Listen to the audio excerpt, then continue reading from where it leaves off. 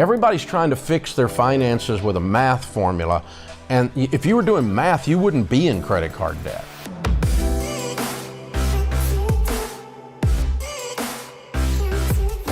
Hey everyone, welcome back to On Purpose, the #1 health podcast in the world. Thanks to each and every single one of you that come back every week to listen, learn, and grow. Now, you know that I'm on a mission to serve you and help you build incredible lives 360 degrees.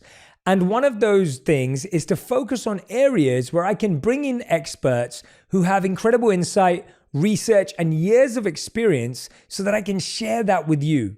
And this person is someone who I've followed for a long time. He's someone that I've wanted to have on the show for a long time. I feel extremely honored and grateful to introduce our guest today, who is none other than Dave Ramsey, an 8-time #1 national best-selling author, personal finance expert, and host of The Ramsey Show, heard by more than 23 million listeners each week. If you have not subscribed already, make sure you do.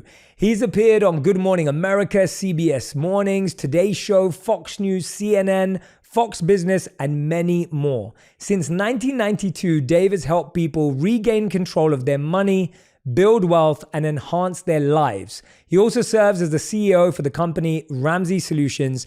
Welcome to the show, Dave Ramsey. And today we're talking about his new book, Baby Steps Millionaires, which I highly recommend you go and grab a copy of. We'll have the link to order it in the caption and in the comments. Dave, welcome to the show. Wow, I'm on the Shetty show. This is awesome, man.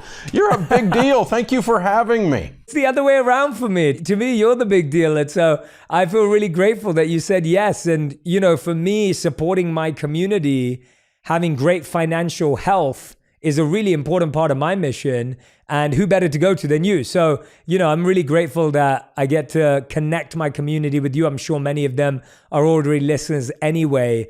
But Dave, you know, let's start learning a bit more about you and your journey. I want to hear about when Dave wasn't the financial expert that he is. Like, what were your mindsets? What was your relationship like with money when it wasn't where it is today?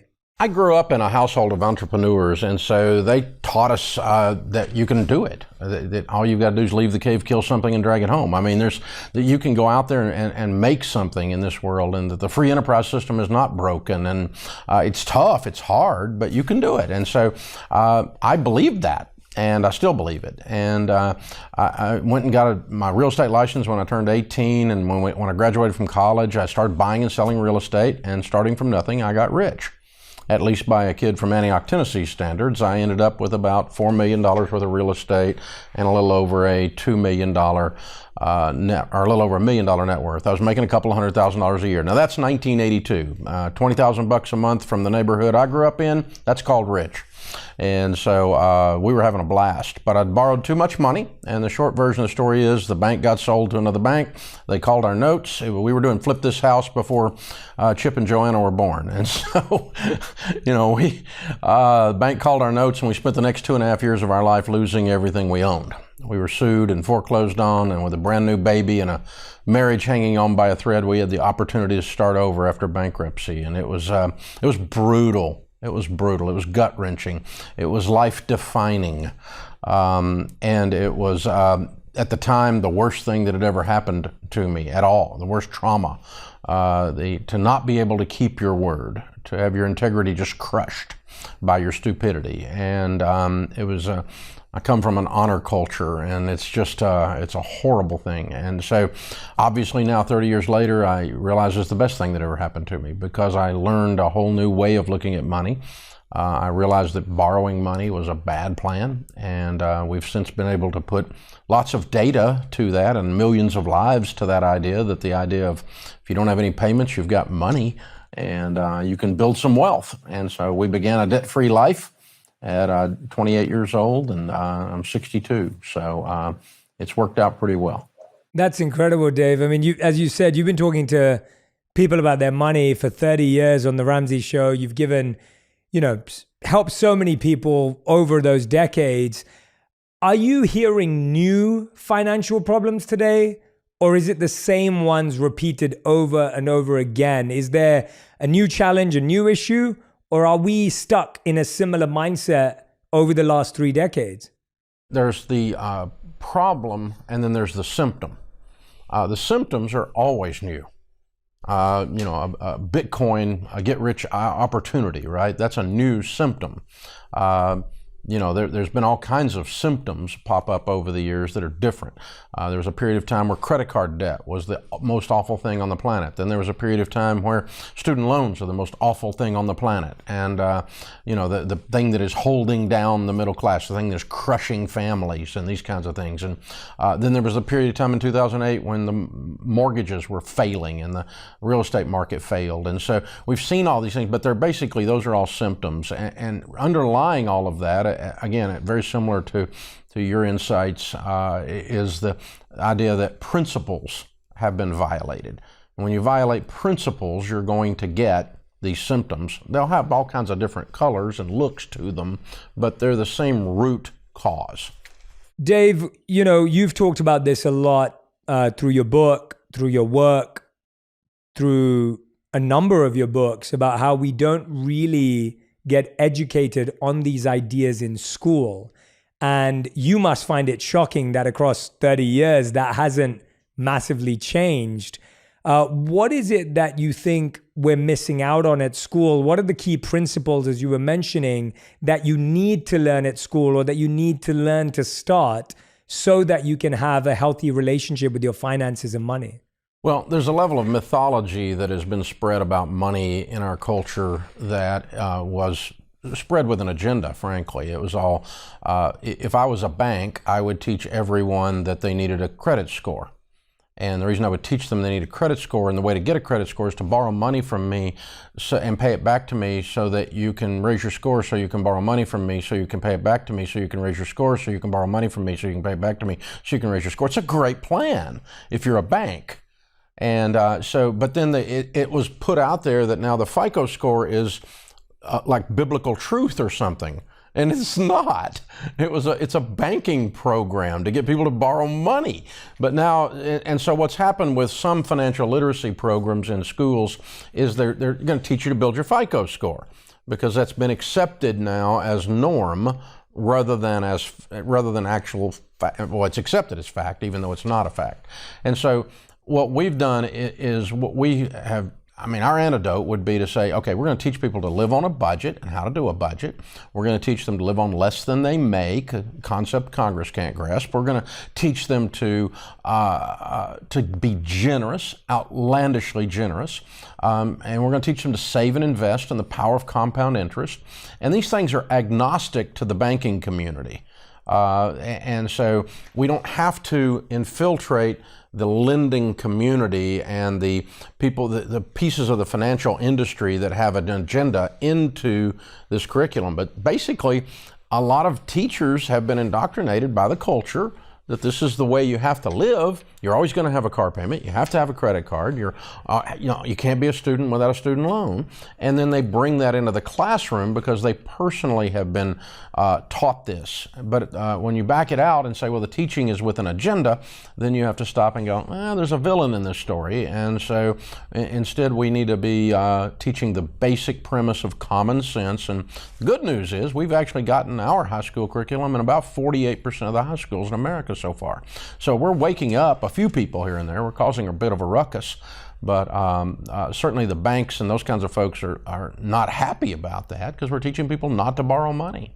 I actually had that experience. So I grew up in a house where my parents never wanted us to be in debt. So I didn't even know what a credit card was, quite frankly, growing up. And we only ever used debit cards. And so when I moved to the United States from London and I went to buy a car, they wouldn't give it to me because I didn't have a credit score. Now I had enough money to buy that car maybe 10, 20 times if I wanted to, but they wouldn't let me because I didn't have the credit score.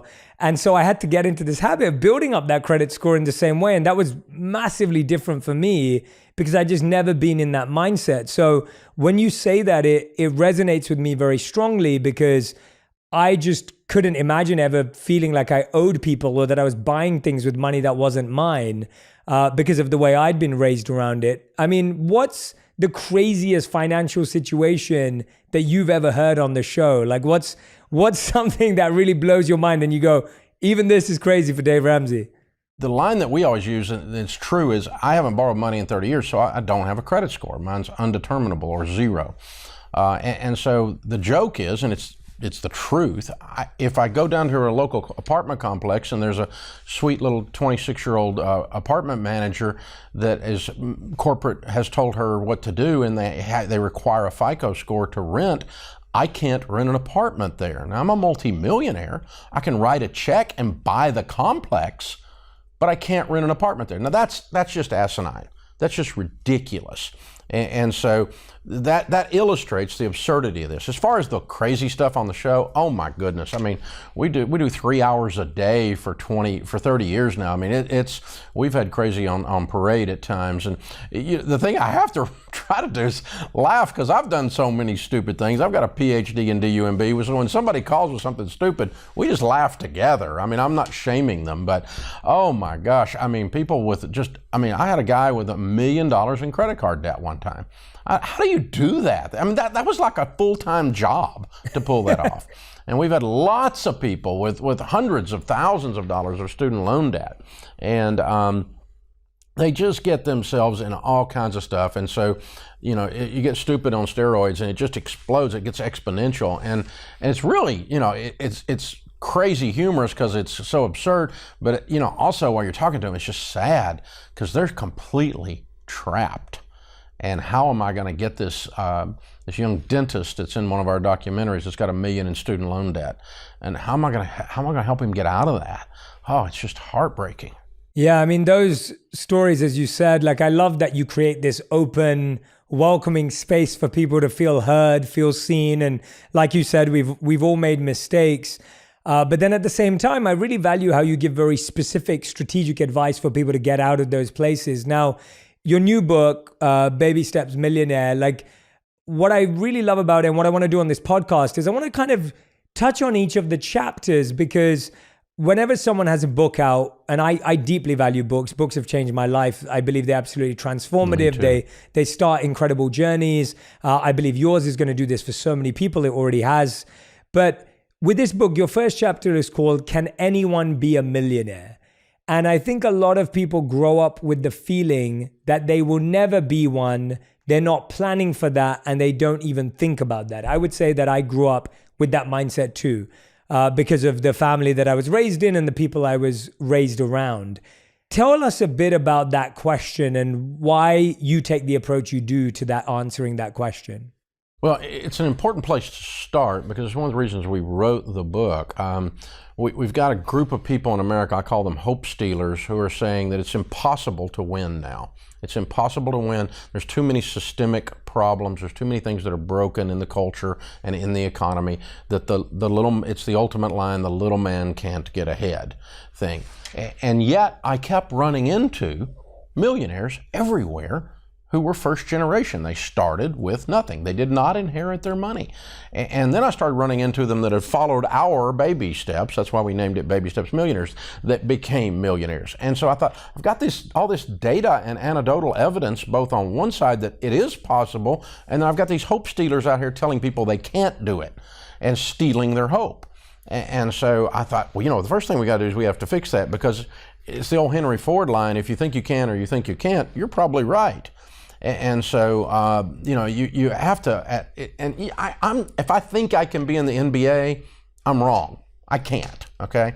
There's not a chance. I don't have the physical skills. I'm an old guy with a pot belly. It's not happening, right? So that's ridiculous. But when it comes to over time, can I have a successful marriage, even though maybe in your past there's not one in your family tree?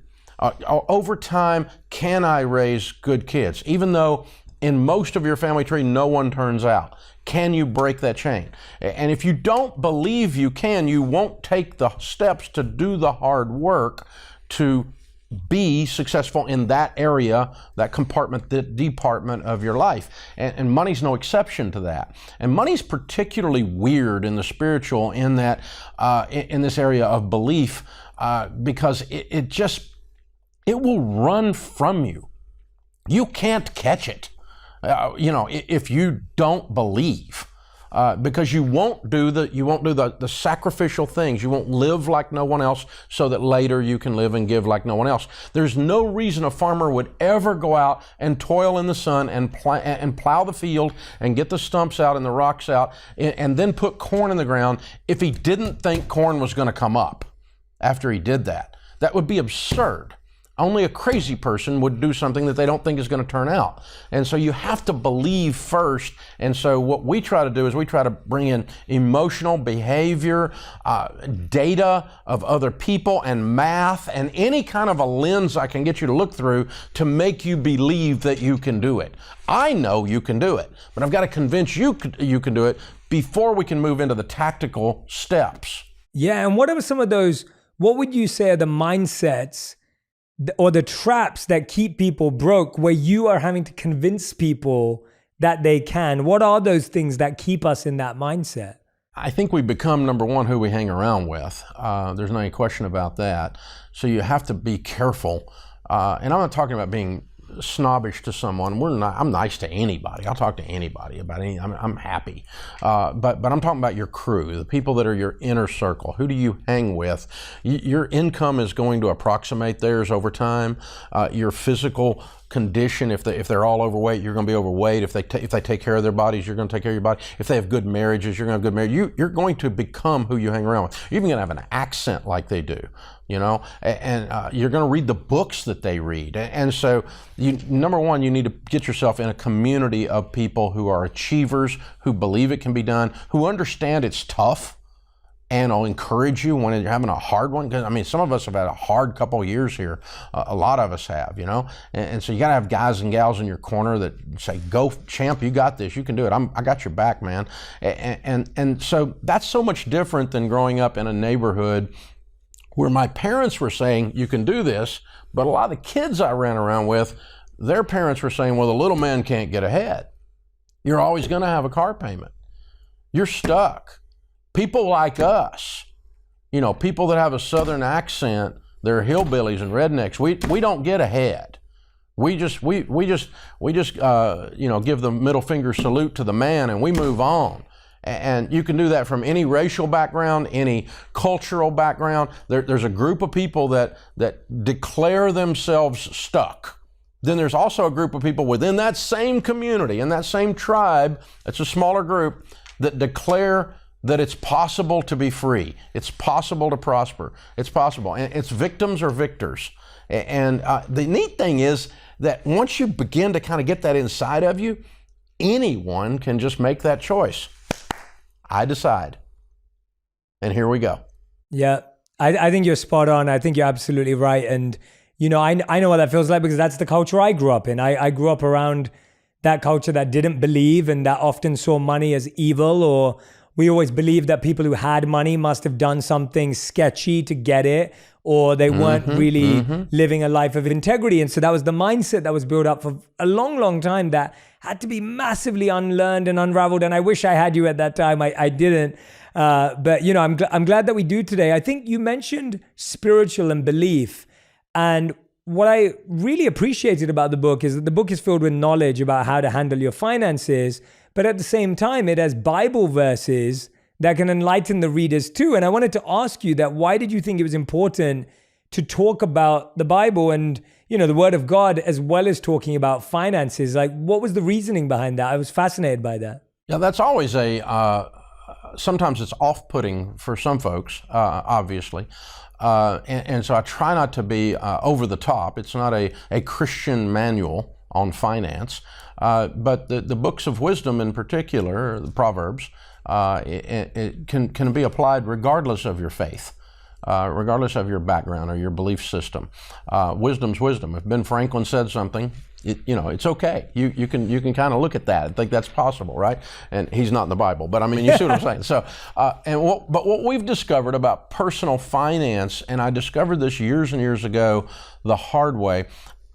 When I was doing counseling and coaching with people, when I very first started, I would go in and fix all of their budget and negotiate with their creditors a set of payments that would fit within their income. And they were about to file bankruptcy, but we stopped their foreclosure. We got them on a plan with their bank. And we were right on the edge. We pulled them back from the edge and said, okay, now work this plan.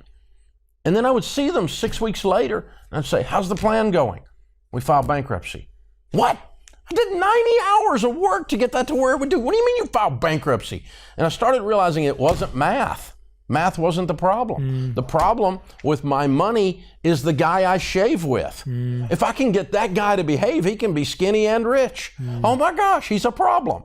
And so we start realizing personal finance is 80% behavior, only 20% head knowledge. And behavior is a spiritual thing.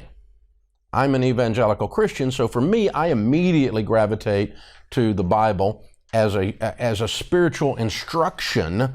And there's 2,500 scriptures dealing with money.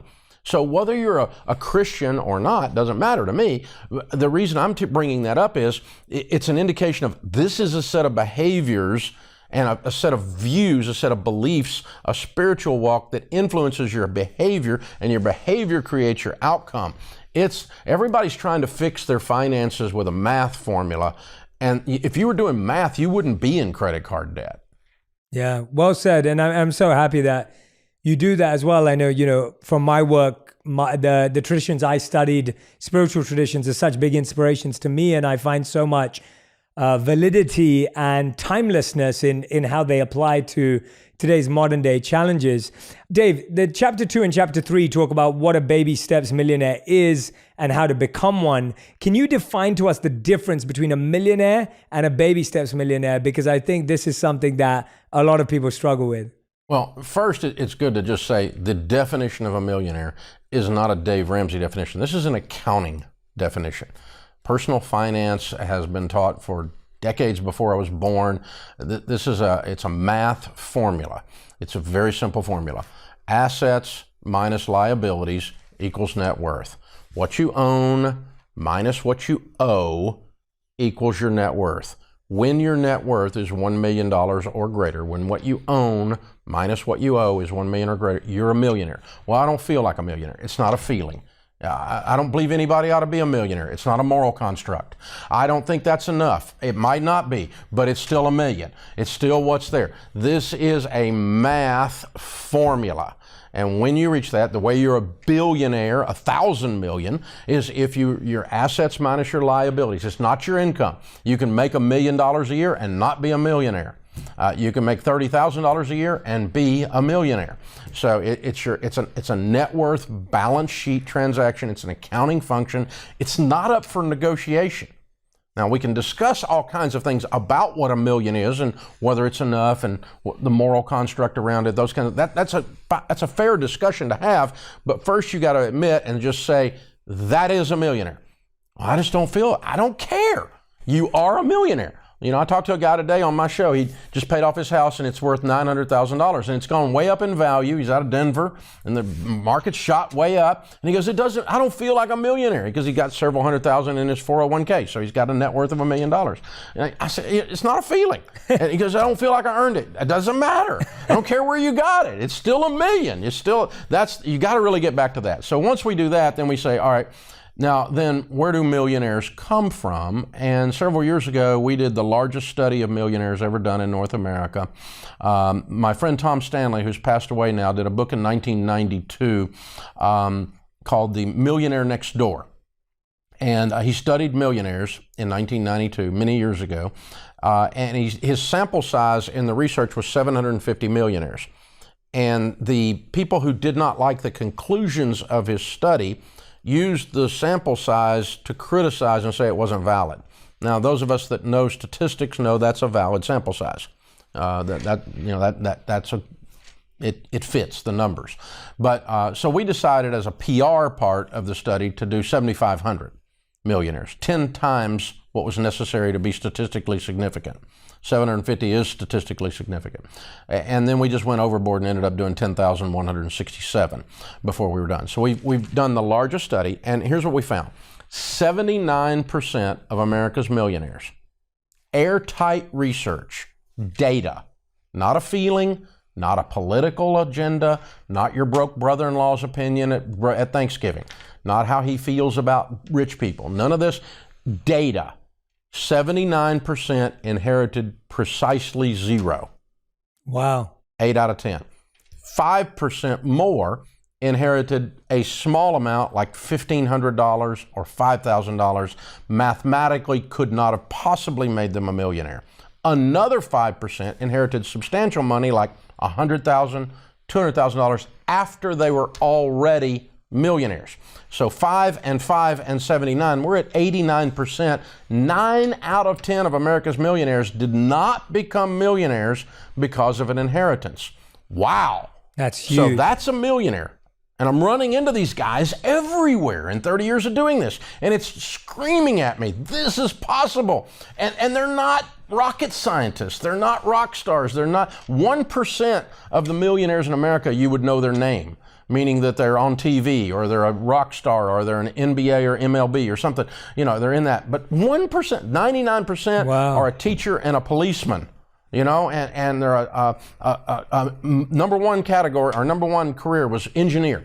So then we started hearing from people. I've been teaching this stuff for 30 years, getting people out of debt, getting them on a budget so that they can invest in their 401k, so they can pay off their house. And they were following our baby steps in becoming millionaires. So we had first generation millionaires, everyday millionaires we called them. And then we had millionaires that had become millionaires following our process.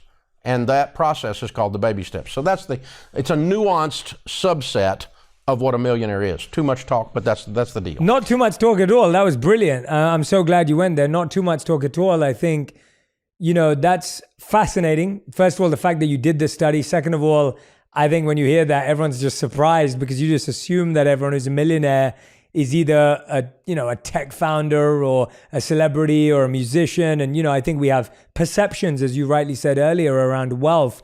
What are some of those key steps? If someone's in their 20s right now or in their 30s and they're like, I want to be a baby steps millionaire. I don't want to walk through the 7 steps because I know they're beautifully laid out in the book. What are some of the first things that they need to start thinking about, Dave? Let's go back to it and say out loud, the tech person or whatever, the stuff we're teaching will not make you a billionaire. It won't do it. Mathematically, it won't. These were millionaires, $1 to $10 million worth of net worth. Okay? And so that's a lot of money, but it's not a billion. These people don't have private jets. They don't have 6 houses. They don't have a Lamborghini. Those are billionaires that have that. And a lot of those are people that are household names, the Gates or the Buffetts or the whatever, that kind of thing. But that's a different world. In this world, the way to get the first 1 to 10 million ends up being 80% of them, a little about 83% of them, had 2 things that showed up almost every time. Number 1, they funded their 401k in good mutual funds and their Roth IRAs in good mutual funds over an extended period of time, 12 to 17 years. That's not that long, but that was long. It's longer than 5 minutes, and it's not get rich quick. It's the tortoise, not the hare. So 12 to 17 years. During that time, the average millionaire paid off their home in 10.2 years. And so what we've got a guy or a gal that's got $1.5 million net worth, and in there is a $500,000 paid for home and $1 million in their retirement accounts. And that's almost all. It was those 2 things, you know, the power of compound interest, building up your mutual funds, winning in your 401k, and just steady, never stopping, never panicking when the market's down, just steady. Just keep doing it, it's boring. It's not sexy at all. You're not going to be on the cover of Fast Company magazine, you know, paying off your mortgage. Nobody knows you did it. It's just kind of, but here you sitting with a paid-for house and $1 million, I think you're going to be okay. So that's what most of them did. A few of them were farm millionaires, large enough to mention here, meaning that they not inherited, but they were a farmer that bought land, and then they bought more land, and then they bought more land, and that land in and of itself became worth over $1 million. That wasn't that unusual. We saw several of those as well. But what we discovered was process people are the ones that did this, whether they were baby steps millionaires or just millionaires. And so the number 1 career was engineer. Number 2 was accountant. Number 3 was teacher. Number 3 was teacher. Number 4 was an executive, and number 5 was a lawyer. MDs didn't even make the top 5. Medical doctors made number 6.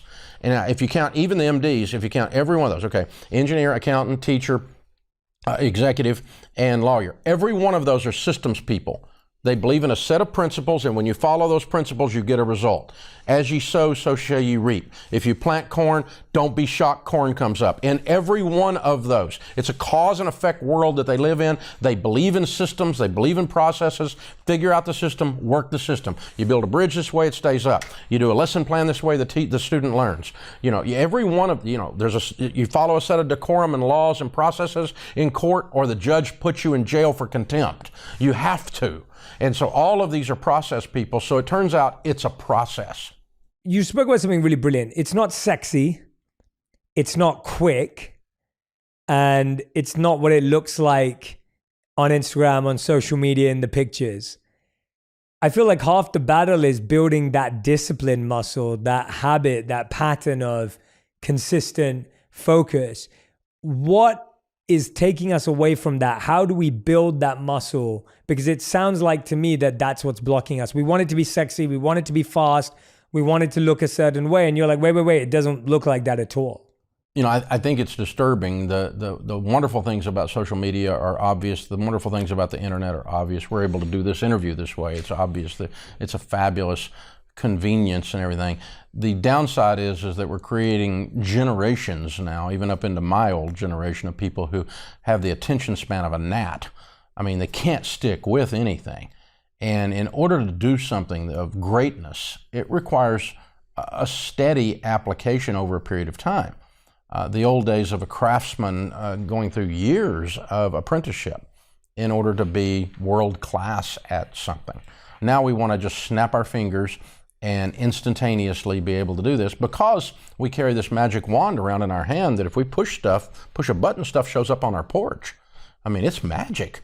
And anything we want, you can get anything you want on this thing very, very quickly. You can't even have a good argument, because you can get the answer to the problem at there. And we used to sit around and have fights at dinner and our family and argue about whether somebody was right or not. Now somebody goes and looks on the internet and finds the answer. And, well, George is just wrong. Henry's right. And it's just, so this attention span thing is a problem.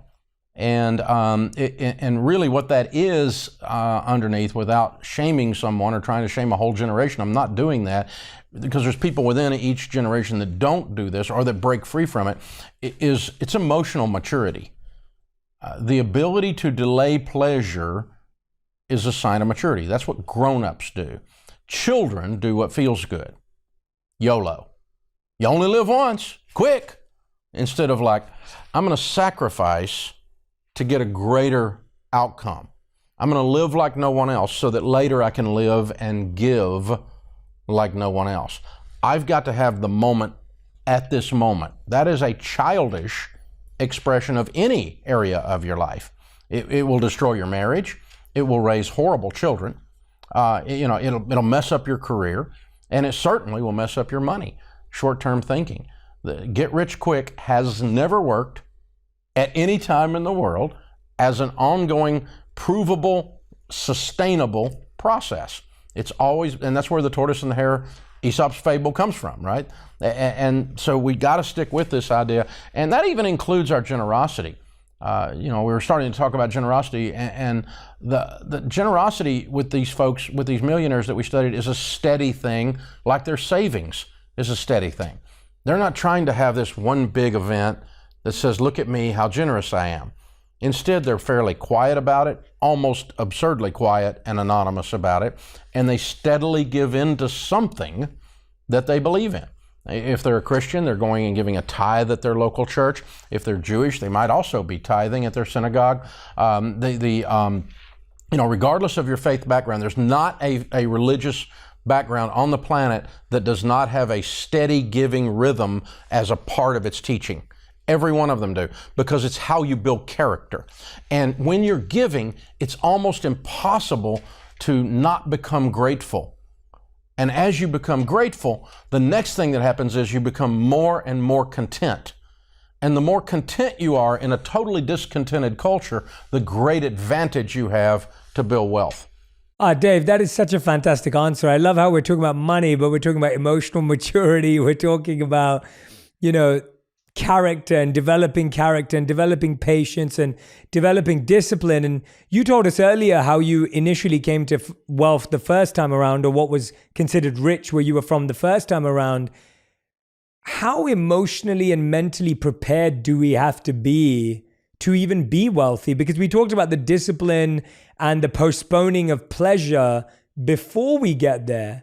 But then even when you get there, to stay there requires a different level of mental and emotional maturity. Talk to us a bit about that, because I think that's often undervalued. It's a different level of nobility. Not in an aristocracy sense or a looking down on the little people sense. That's not what I'm saying at all. But this idea, what happens is the people that do this, they grow into, they may be in the acquisition mode early and as it goes along, but as the weight of the responsibility of the wealth starts to grow on them over time, it seldom happens quickly, then it flips from acquisition to serving. And they see their wealth as an opportunity to serve your spouse. I can get her a nice car. I can serve my children. They can go to college and we can pay for it. I can serve my community and we can open a homeless shelter or fund a homeless shelter. I can serve the world at large. And the more you start to realize then, the more money you're managing, the more people you can help. Because at a certain point, that you can't ingest enough stuff. If you eat when I was a kid growing up, I never had lobster. That was Red Lobster came to town. It was a big deal, right? And if I got lobster with that drawn butter, oh, my mouth's watering right now. If I got lobster with that drawn butter, I thought that was rich people food. And so, I thought rich people ate lobster all the time. And so once I had some money, I finally figured out if you eat enough lobster, it tastes like soap. You can't get enough cars to be okay. Winning does not heal you. Becoming wealthy does not heal you. It makes you more of what you already are. And if you gain wealth gradually and build the character as you're doing it, it will flip at some point and you will become a noble servant of your family, change your family tree, of your community. And that's really all money is good for after a certain point. Again, you can have some nice things, and I'm not against having nice things. But your nice things will have you eventually. They'll eat you alive if that's where you think happiness is, because it's not. Wow, winning does not heal you. That's definitely a powerful, powerful message for, each and every one of us to hear, especially because I think society, as you said earlier, has actually programmed that feeling, is that if you win, you won't even, well, actually, we've been made to believe if you win, you don't even need healing. We end up seeing these folks that are in the celebrity, in the spotlight, whether it's sports figures or Hollywood figures or whatever, and they become massively successful within their craft and financially successful too, but they prove out the concept of what we just said. Their lives are a mess many times. And they didn't get what they hoped to get from all of it. They didn't get healing. They didn't get happiness. They didn't get wholeness. They didn't get contentment. Quite the opposite. Because what money does is it's a magnifier. It makes you more of what you are. And so to the extent you are whole, it's going to make you noble and serving. And to the extent that you are greedy, you're going to be unbelievably greedy. To the extent you have a temper problem, you're going to be a rageaholic. You're going to be more, if you're crazy, you're going to get crazier. Whatever it is, it makes you more, it magnifies whatever you are. And so it's a powerful weapon. It's a powerful tool to be used, but it is very dangerous because it's a magnifier. Yeah, and that links nicely to this really important question you ask and answer in chapter 7, which is, will wealth ruin my kids? Right? I think that's a very common, again, misconception. It's a common question. And you talk about how sometimes parents actually wait too long to talk to kids about money because we kind of things like, oh, they're not going to understand it. They're not going to get it. They're not old enough yet. Talk to us a bit about why we have that fear that wealth will ruin our kids, and how early can you start? And I know in the book you talk about the 5 behaviors to raise money smart kids, but maybe if you can just touch on 1 or 2 of them that you really feel is the right time to start and where to start. Well, if we go back to our earlier discussion and understand that handling money is 80% behavior, it's not different. And so in the sense that we have to teach our children to behave. We have to teach them to have discipline, self-discipline. They don't have self-control. They're going to be a horrible spouse. They're going to be a horrible parent to my grandkid. If they don't have self-control, they're not going to be a good employee or a good boss, a good leader in their organization. And so they have to learn behaviors at home. And we can use money as one of the things we do that we use to teach them to have behaviors. And so one of the things we all had used on us and we used on our kids was, you have to do your homework and you have to get good grades. Well, that's control, self-control. And we'll walk with you, we'll coach you, we'll help you if you're struggling. We support you, but not doing it is not an option. You're going to learn to do, you have to brush your teeth. You won't have teeth when you're old. You need to brush your teeth. That's a good thing. And so you can't just ignore this. You have to bathe, because that way you'll get a spouse later and leave. And so, you have to, we want to teach our kids these things, right? So money is the same way, and we teach them age appropriate. When you pick up your toys in your bedroom and you're 3, what that really means is that I picked up all your toys and you picked up 2 of them. But I'm going to give you all the psychological and emotional credit and give you a high five as the best room cleaner that there ever was on the planet. Oh, and I'm also going to give you a dollar bill to put in your piggy bank over here. I want to put that dollar bill in your, because I want you to emotionally associate work with money. Work is where money comes from, and that's absolutely vital. And if you can do that, then you get the ability to teach them to save and to spend wisely. You can participate. But I'm not going to send a 5-year-old to the salt mines. We're not doing that, But we're going to, when you're 14, you're going to do some work. Because if you wait till they're 18 to start teaching work ethic, they don't know how to do anything. Yeah. And then some poor soul is going to hire them later, and they don't know how to work. Yeah. And so parenting is a gradual process, like so many good things in life. And so, the idea that we're going to gradually teach them to work, give, save, spend, and if you can teach them to do those things age appropriately, gradually over time, then they've got the character. They have the skeletal structure in their character: self-control, self-discipline, the ability to delay pleasure, the ability to set a goal, work towards a goal progressively, age appropriately, and with some help, with some grace when they fall down, with some love, but not helicoptering in and saving them. Let them feel the pain of the struggle. It's good, because that's where it all comes from, man. You get a callus that way. And so then they're ready to manage money. Oh, by the way, the last step then is that they move from this is how money works to now it is a responsibility. Money is a responsibility. You have to manage money for the good of others. You get to participate in some good things by managing it, but you're managing it for the good of your family, your kids, your grandkids. You're changing your family tree, and that's what I did, and that's why there's some for you in this inheritance. And a good man leaves an inheritance to his children's children, Proverbs. And so we're going to do that, but you don't get that if it's going to harm you. And it would harm you if you don't have the skeletal structure, the muscle sinew in this area to carry it. And so when you leave kids that were, quote, in the old days we used to say so-and-so was a spoiled kid. If you have a spoiled kid and you leave them a bunch of money, well, they're a reality show star later. That's their only skill. And so they can't do anything. And it's sad. They're sad humans, and they struggle. And then they fall down all over the place, and everybody's watching them do it. And they do it with big numbers around them. It's awful. And so instead, what we want is this is a family that is a family of service, and this money is a responsibility. And if you view it that way, you will have the opportunity to manage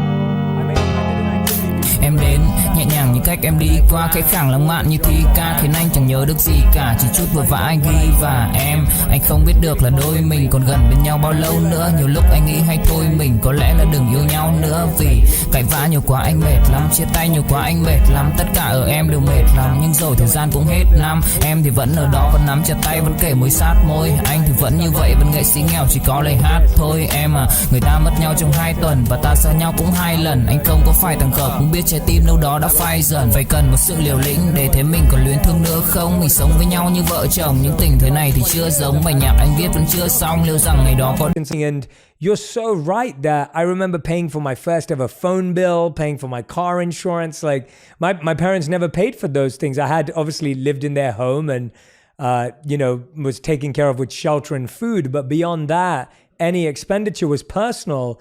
And I'm so grateful to them for that, because it set me up for this understanding of how hard it was to make money, how hard it was to save money, and how often as a kid I was a bad spender and saw zero in my bank account, and what that felt like from an anxiety point of view. They let you fall down, but they never let you fall down hard enough that you were permanently harmed. Yes. Just that you learned the lesson. And so that's a loving parent. And it's not child abuse to teach a child that money is limited. It's not child abuse to say no. No is a complete sentence. It's not child abuse to teach a child to work, age appropriately, so that they can have a sustainable life with dignity. It's very difficult to have a sense of dignity if you don't have a sense of power over the controllables out there, and people that don't know how to work have no power over those controllables. Yes, very well said. Chapter 8, Dave, you speak about something I mentioned earlier: wealth and the wealthy are not evil. You know, that has always been a struggle. And you had this beautiful sentence in the book which you says, equal is not fair, right? Equal is not fair. And I remembered, I don't know if you've seen this, there's this graphic on social media that's gone viral a few times. I don't know who made it, but it's a picture of like 3 people. One's shorter, one's a bit taller, and then there's a really tall person. Dẫu không cách nào mang nắng về đêm đông, cũng không hái được sao trên trời kia đem xuống. Nhưng sau này có thể đưa em giữ hộ tiền lương, sau này có thể làm việc nhà nếu em lười. Nhân gian thường nói không tồn tại thiên đường, chắc do họ chưa từng nhìn thấy lúc em cười. Ấm áp tỏa sáng tựa vầng thái dương, kéo anh chuyển động tinh tiến ở xung quanh hoài ngày. Hạnh phúc nhất mà anh âm thầm mãi ước, ngày ta đứng trước linh mục và cùng sánh vai lại. Thêm lần nữa tuyên bố nhẹ, em về khuyên bố mẹ kén rể đi anh đến tuyển ngay. Dù ít tin tưởng vào duyên số, nhưng nếu em cho số đảm bảo mình nên duyên đấy. Từ khi gặp em Google hết tác dụng, bởi em là tất cả những gì anh cần tìm, giống một kho báu để ngăn người khác đụng tới. Đối đầu thế giới anh cũng sẵn sàng cân tim, ghét phải lặng im coi em như cô bạn. Nỗi nhớ đong đầy bao giờ mới khô cạn, khoảnh khắc bên nhau thời gian như ngừng trôi, vì em sở hữu sự hấp dẫn vô hạn. Yêu đơn phương cảm giác khó đọc tên, mọi thứ mù mịt giống như đứng trước bão. Mãi hy vọng chờ đợi ngóng trông đến ngày nụ hôn đó sẽ một lần được trao. Hương thơm ngọt ngào vương trên mái tóc em, gây nghiện cực mạnh anh ngày đêm ước ao. Quỳnh là loài hoa đẹp nhất trong bóng đêm, cuộc đời này u tối đang cần em bước vào. Đưa cho anh cái bản đồ vì anh sắp lạc bên trong đôi mắt kia. Hãy đưa cho anh cuốn từ điển vì cảm xúc này anh không thể cắt nghĩa. Chuẩn bị đưa anh. Stealing. So his lack of integrity and lack of service in the marketplace, and to say that those two people should be paid the same is an immoral statement. Equal is not fair. It would not be fair for that guy to get the same money over time as you got. Now, I would never propose that 2 people doing the exact same thing and providing the exact same level of service somehow got different because of their skin color or their sex or something like that. No, we've got folks of every background, every ethnic origin, and everything else in our leadership team, and we're completely blind to all that. All we want to know inside Ramsey is, did you do the job? And if you did the job, you get the money, and that's how that works. And so that's the only measure.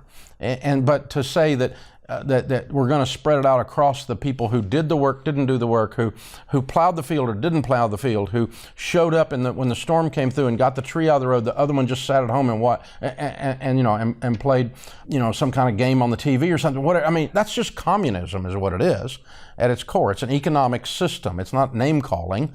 This idea that things are equal. So we have to eliminate that, number one. Then once we eliminate that, then we start to understand what my friend Rabbi Lapin says. Rabbi Lapin's an Orthodox Jewish rabbi. We've become really good friends because I just love his teaching, like I love yours. he says that money comes to people who serve.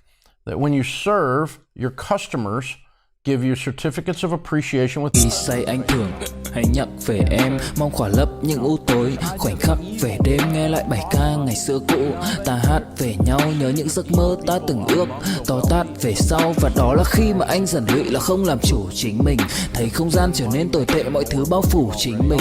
Em đâu còn như điều anh mơ, anh cũng tự nhủ chính mình. Nhưng mà thôi em, nào ai giỏi mà đủ tính tình, chẳng thể vươn tới được cành cao dù anh có nhã ý trèo. Trong cơn say mọi thứ cuồng quay, anh trở thành gã chí phèo.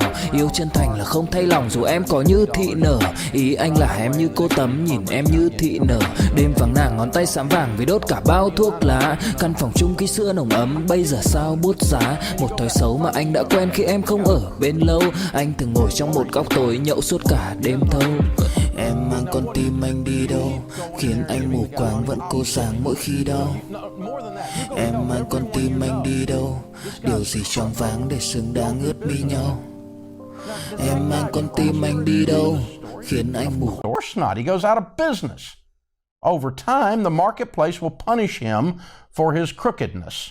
Now, take the guy next door who's got an auto repair place. You go in there, he looks under the hood and he goes, "Oh, there it is." And he goes, "You're okay. Well, what do I owe you?" "Nothing. Just remember me when your car really breaks because I just fixed it. It's no big deal." And you drive away going, "I found a guy who fixed my car for free and he actually is honest. This is a unicorn. I'm going to tell everyone about this guy." And then this guy, we visit this guy now 20 years later. He's got a franchise operation. He's got this color of store fixing cars in 56 cities across America. He's worth $8 million and now he's evil. What? Yeah. That's absurd. The line of thinking here, the critical thinking skills that get you to that are non-existent. It's impossible to be a crook and prosper in a free marketplace long term.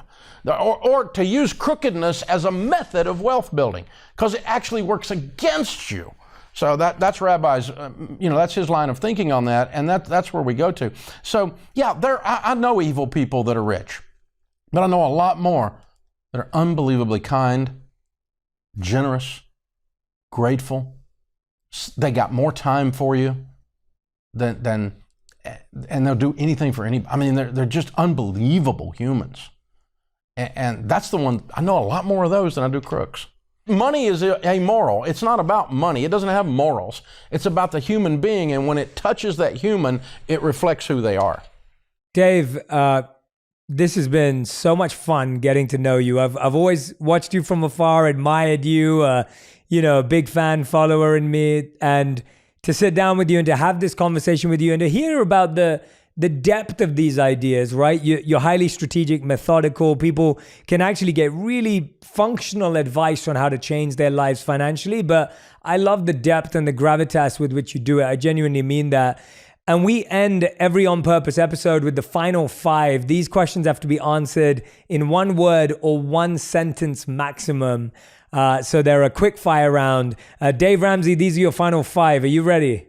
I'm ready. Okay, awesome. So the first question is, what is the best financial advice you've ever heard, received, or given? Be intentional. Second question, what is the worst financial advice you've ever received or heard? You can borrow your way into wealth.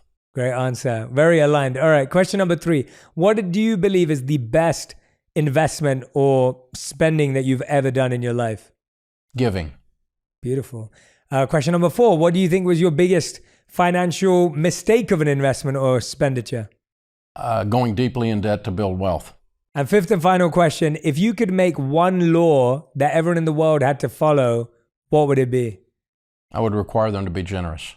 It's beautiful. Dave Ramsey, everyone. If you haven't already got the book, Baby Steps Millionaires, please go and grab a copy of the book. If you don't subscribe to Dave's podcast, The Ramsey Show, make sure you do. His podcast, lots of other incredible podcasts as part of that network as well. Please tag Dave and I on Instagram, on Facebook, on Twitter about what resonated with you, what you took away. There were so many nuggets of wisdom and insight. I love the studies and research that Dave shared. Make sure you tag us both to let us know, because we'd love to see what you took away. And make sure you keep coming back to On Purpose for more insights into your mental health which includes your finances, which includes your fitness, and of course includes your friendships. Dave, thank you so much. Any final words for our community? I'm unbelievably honored to be with you. I hope we get to do this again, and the next time we need to just hang out a little bit. I would absolutely love that. If you're in LA, let me know. If I'm in Nashville, I'll let you know. And otherwise, I'm going to keep supporting from afar, and we'll definitely do this again. So thank you, Dave, and thank you to your whole amazing team as well who've been so helpful. Thank you, sir. Thank you. If you want even more videos just like this one, make sure you subscribe and click on the boxes over here. I'm also excited to let you know that you can now get my book, Think Like a Monk, from thinklikeamonkbook.com. Check below in the description to make sure you order today.